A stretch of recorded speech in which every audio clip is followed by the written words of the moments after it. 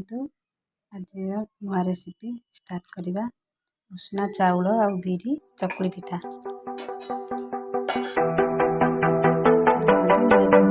उषुना चाउल नहीं same cup रे बिरी नहीं गोटे कप बिरी आ उषुना चाउल को मुझे पानी में भिजे देवी 5 मिनट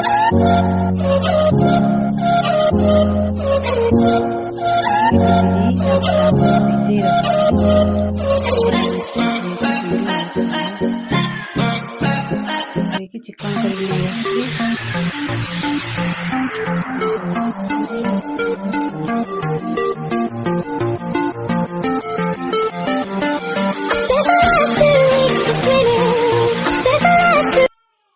सब जाक बाटी ने चिकन करी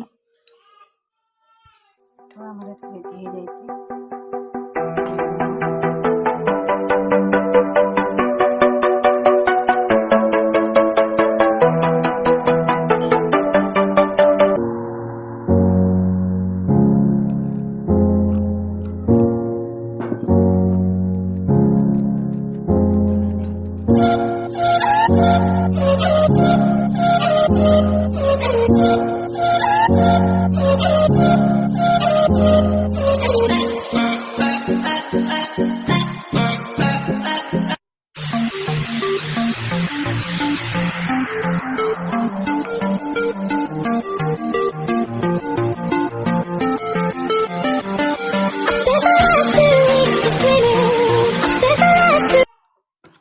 हो जाए।